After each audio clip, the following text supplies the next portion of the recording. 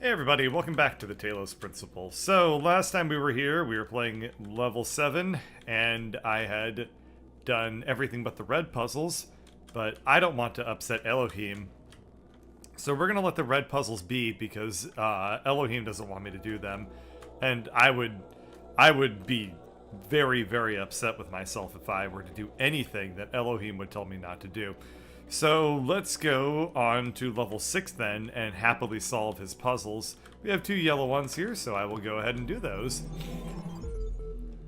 Alright, we have another computer, so who's ready for me to read some shit? We have choiceoflife.txt. The whole assembly stood a while silent and collected. "Let us return," said Wrestleass, "from this scene of mortality. How gloomy would be these mansions of the dead to him who did not know what he should never die, that he should never die, and that what now acts shall continue its agency, and what now thinks shall think on forever. Homage to you, Osiris, Lord of eternity, King of the gods, whose names are manifold, whose forms are holy, you being of hidden form in the temples, whose Ka is holy. All the gods praise you, for you are the those that lie here stretched before us, the wise and the powerful of ancient times, warn us to remember the shortness of our present state.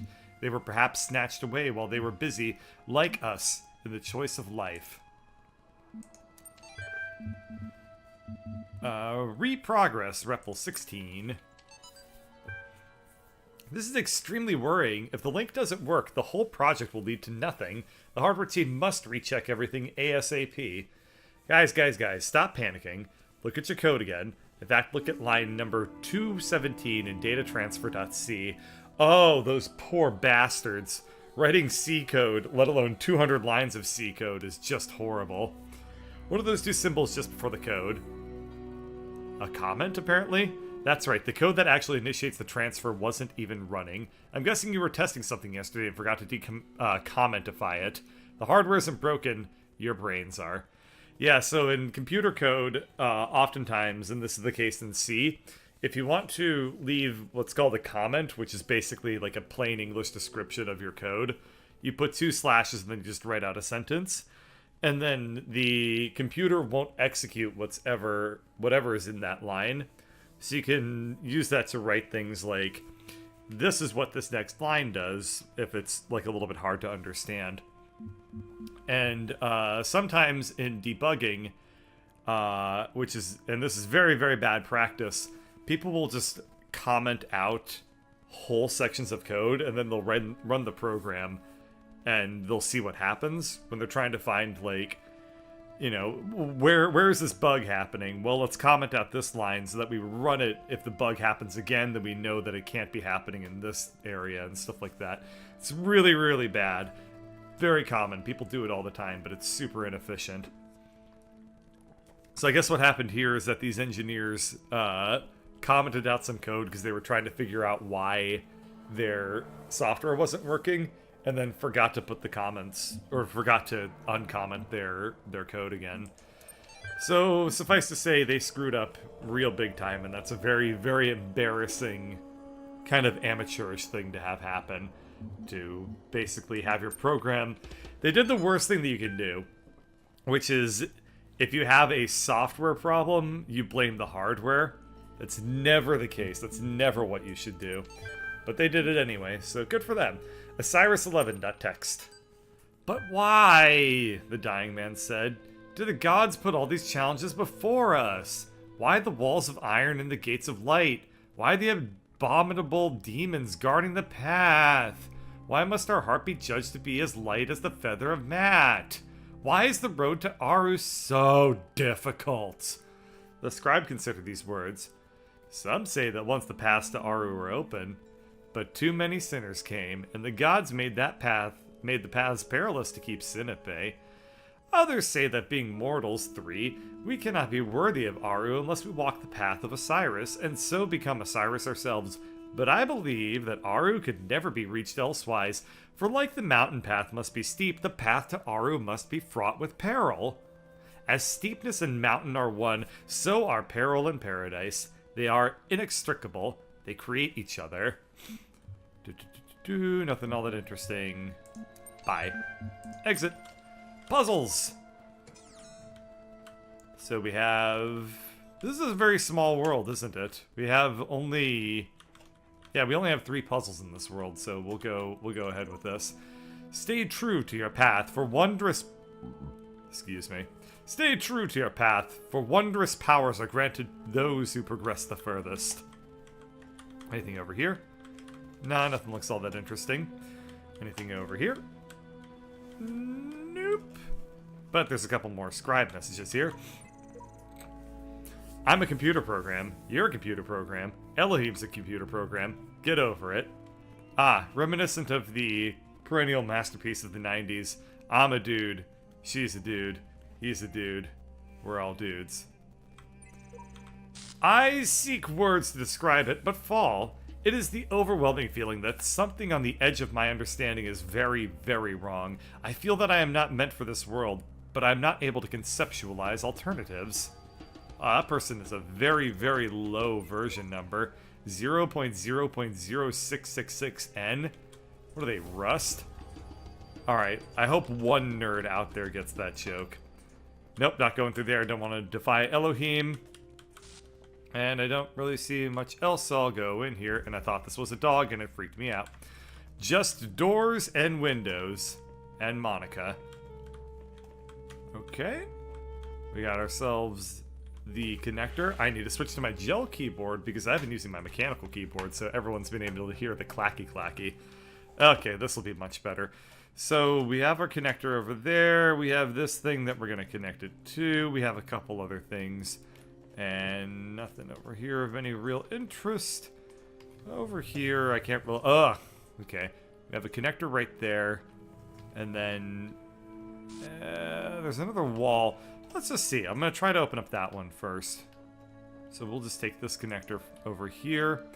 And I should be able to just... Yeah, get it to work that way. Okay, that opened up right where I wanted to be, and... Ah, okay, good. It does give me another connectee. Okay. So, we have a... We want to put this here. And we want to put it in a spot... Okay, yeah, I don't even need to leave. I can just come over here and then plonk it down. And this will just connectee it just fine. Okay, that gives me the last connectee, and I think that this was enough to basically solve the puzzle. There's a ladder here, though, and I need to go over the ladder because I was very curious. Okay, so my assumption is that there is a way to get stuck at this point of the puzzle, and then they put this ladder to help out people that, for whatever reason, get stranded on the other side. Maybe they don't have enough connectees, or they screw it up somehow. Not entirely sure, but let's go ahead and pull both of the connectees out of this area. And I'm going to just check really quick. I don't see any other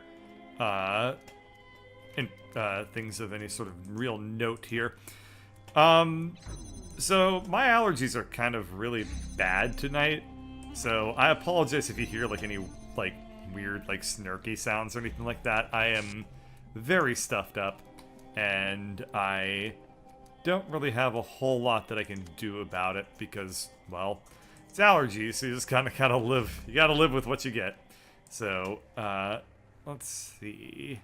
There's probably one more connectee somewhere hidden about here. Well, that's the puzzle, and I see a couple windows that I can shoot everything through. But I don't see any other connectees, so I guess I gotta work with what I got here, and indeed, this actually isn't that hard because we have a window. Oh, there's the other connectee. Okay.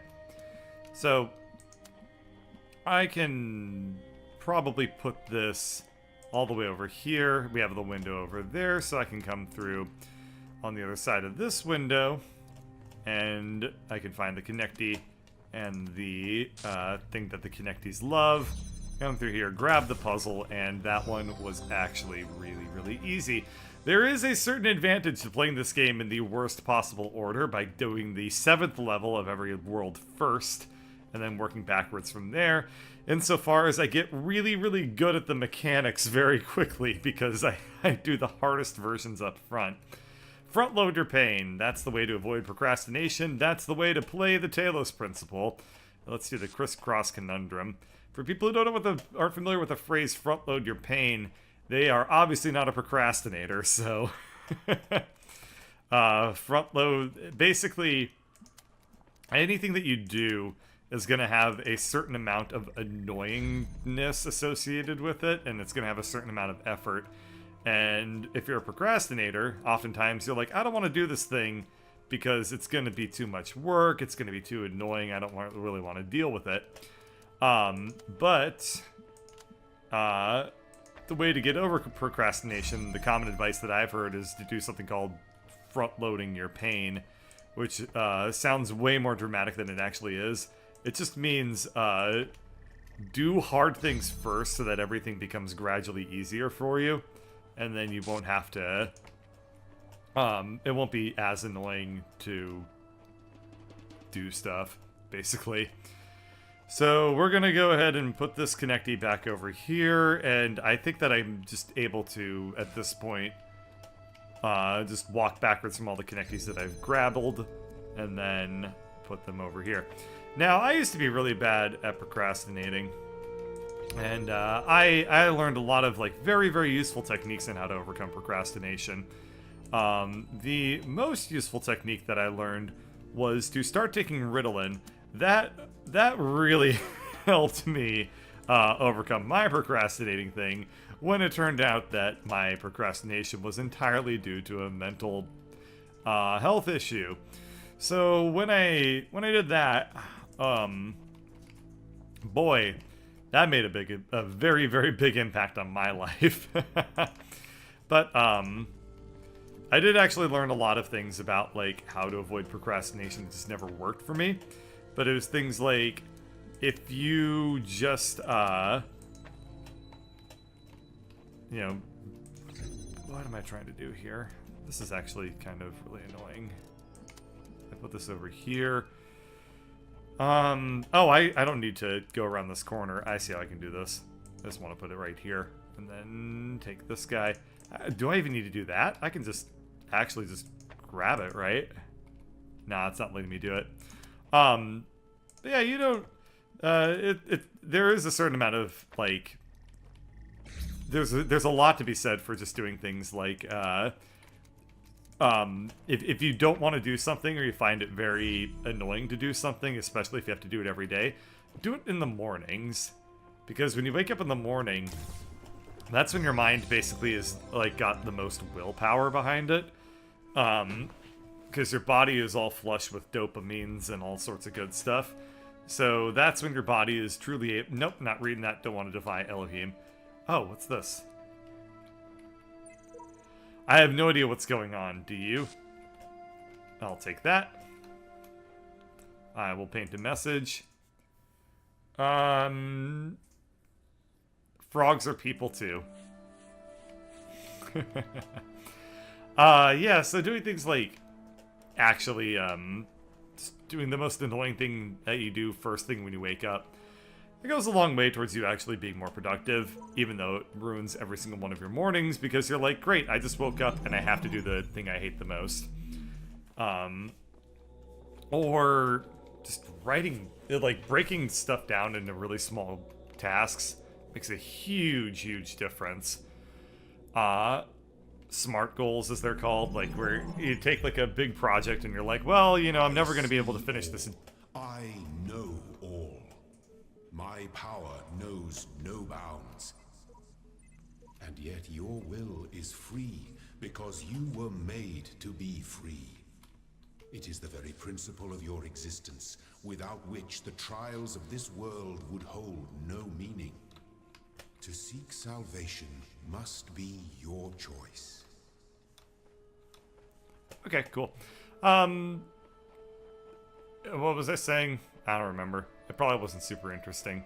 Oh yeah, overcoming procrastination. I'll tell you how to do it later. What's going on here? I'm sure it has something to do with the tower. Everything is telling us to not go there, but everything indicates that we must. Sheep 69. Ew. Unless you're wrong and Elohim's right, which he is, or they're both wrong, which is not true, or there is no right, which is also not true. I think you've been taking the thing in the archive too seriously. I think the thing in the archive probably means Milton. Coming soon.eml. Rob McLean, Institute for Applied Pneumatics. To Mom. Coming soon, your son in 3D. In a world with a mom. Rob, I promise I'll be home soon. Maybe a couple of weeks. I know. But what we're doing here is important, and the team needs my help. I'm not going to wait until it's too late. I promise, but there's so much we have to set up. So much that has to work for a very, very long time. Besides, I've always wanted to work on one of these supercomputers, and believe me, L is pretty much the best there is. Fall 2019. Become the best there is. And the team, Mom, it's like I'm working with rock stars and mad geniuses. Working with rock stars and mad geniuses. Except nobody's heard of them outside of science journals, of course. And nerds. But Dad would be totally geeking out if he knew. Maybe I can tell him about it soon, huh? A romantic action adventure. Rob. The movie. Blog 24 alive. What's the point of being alive? I know, it's an old question, not one that's easy to answer. But I mean, if you're reading this, you are alive, and someday you will stop being alive. Both of these facts are inconvertible. So...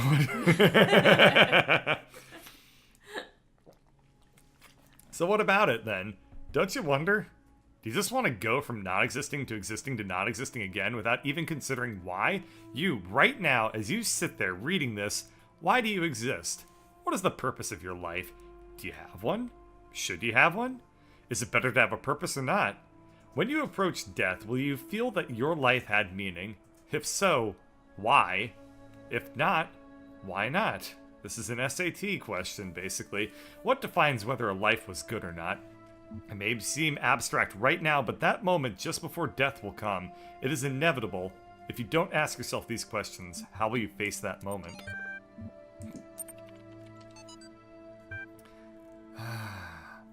Telling me of the fearsome demons of the Dwat, the dying man said to the wise scribe.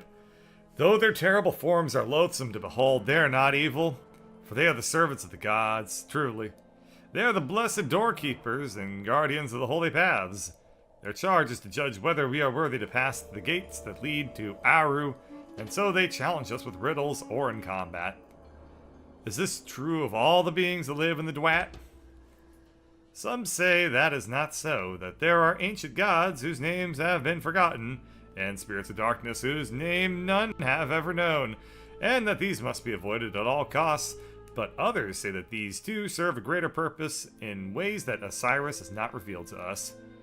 And what are the hidden paths that are taken by when the Alright, that was illuminating. Let's see. I'm learning a lot about Egyptian culture, I guess. Well, not current Egyptian culture, but you know what I'm trying to say. Like old school Egyptian culture. Ah! Nope, doesn't like that. Alright, so this is a giant little area. It's like jumbo shrimp. This is a giant area. I'm gonna run around for a bit before I solve any puzzles, just looking for any sort of little Easter egg-a-doos. So long as they're within Elohim's permission, of course. As I would certainly never, ever consciously attempt to defy him. That being said, I am looking for things like those little email fragments that I've seen, or things like this little message over here. So look at this view. There may be a lot that I don't understand, but I know this is beautiful. And it's a little 2014 for my taste, or whatever. It's not the most beautiful thing. Sunsets are 2014. No, I mean the rendering technology is like 2014. That sunset is very 2000 late, is what I'm getting at. That reference is also very 2000 late. Anything over here? Nope. Oh, okay. Just cross these little floodplains, I guess. So this is very different. I think that is supposed to be reminiscent of the Nile. You know, the place I've never been to.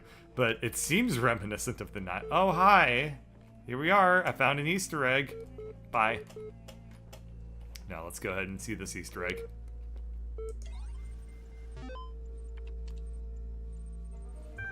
Okay, the Hippocratic corpse. On the sacred disease, men ought to know that from nothing else but the brain comes joy, come joys, delights, laughter, and sports, and sorrows, griefs, despondency, and lamentations. And by this, in an especial manner, we acquire wisdom and knowledge, and see and hear, and know what are foul and what are fair, what are bad and what are good, what are sweet and what unsavory. Some we discriminate by habit, some we perceive by their utility. By this we distinguish objects of relish and disrelish, according to the seasons, and the same things do not always please us. And by the same organ we become mad and delirious, and fears and terrors assail us, some by night and some by day, and dreams and untimely wanderings, and cares that are not suitable, and ignorance of present circumstances, dweisitude, desu, so it's cutenessitude, desuetude, and unskillfulness. This is written... I've read passages in the Old fucking Testament that were easier to understand than that one. This is older than the Old Testament. No, it's not. The Old Testament's hella old. It What's said, this? It said 400 BCE. The Old Testament's older than that, isn't it? Is it? The Old Testament's very, very old. Let me check, because I can't let a fact not go unlooked up. Old Testament. Okay, the Old Testament was written between 1200 BC, between 1200 BC and 100 BC. So, there you go. Okay, so most of it is older than this. Yep. The, Broenstein bears. Ah, okay. We'll just skip that first paragraph. The human brain is a product of the development of matter, and at the same time is an instrument for the cognition of this matter. Gradually, it adjusts itself to its function, tries to overcome its limitations, creates ever new scientific methods, imagines ever more complex and exact instruments, checks its work again and yet again, step by step penetrates into previously unknown depths, changes our conception of matter without, though, ever breaking away from this basis of all that exists. The Chesterbrun brains. The human brain is a machine for coming to conclusions. If it cannot come to conclusions, it is rusty. When we hear of a man too clever to believe, we are hearing of something having almost the character of a contradiction in terms. It is like hearing of a nail that was too good to hold down a carpet, or a bolt that was too strong to keep a door shut. Man can hardly be defined, after the fashion of Carlyle, as an animal who makes tools. Ants and beavers and many other animals make tools, in the sense that they make an apparatus. Man can be defined as an animal that makes dogmas, as he piles doctrine on doctrine and conclusion on conclusion in the formation of some tremendous scheme of philosophy and religion. He is, in the only legitimate sense of which the expression is capable, becoming more and more human. When he drops one doctrine after another in a refined skepticism, when he declines to tie himself to a system, when he says that he has outgrown definitions, when he says that he disbelieves in finality, when, in his own imagination, he sits as God, holding no form of creed but contemplating all, then he is by that very process sinking slowly backwards into the vagueness of the vagrant animals and the unconsciousness of the grass. Trees have no dogmas. Turnips are singularly broad-minded. I feel like I'm doing research for a master's paper. Neuroscience. Oh, this is gonna be some light fucking reading. Physiological history. Sorry about that. Volunteers suffered a blood clot during infancy, which resulted in a left hemisphere stroke. Expected result. In normal adults, the left hemisphere is used for language and other cognitive functions. Extensive damage to this part of the brain usually results in severe cognitive deficiencies. Observed result. Volunteer is now 17 years old and displays only very subtle cognitive deficiency. MRIs indicate little to no activity in the left hemisphere, suggesting that its usual functions have been taken on by neuron sets in the right. Volunteer's age at the time of the stroke may have helped the brain to adapt. That's probably a thing that can actually happen. I mean... Sounds like it, yeah. I was about to start talking about the split brain video that we watched yesterday. So CBG Gray is a YouTuber who's pretty damn amazing. And he did a video on split brain people, which is people who have had the left and the right hemispheres of their brain surgically separated. So there's no connective tissue between them. And it shows that, like, the left and the right brain, though they have different strengths and weaknesses, can still constitute a wholly and functioning consciousness that can basically be described as human. And if you watch that video, you get really weirded out. But it's definitely worth watching, and you should actually watch all CPG Grey videos. Alternatively, you can like, comment, and subscribe to birdcatchergames.com, and I can tell you about how this thing looks like a giant wiener. It's got a star at the top!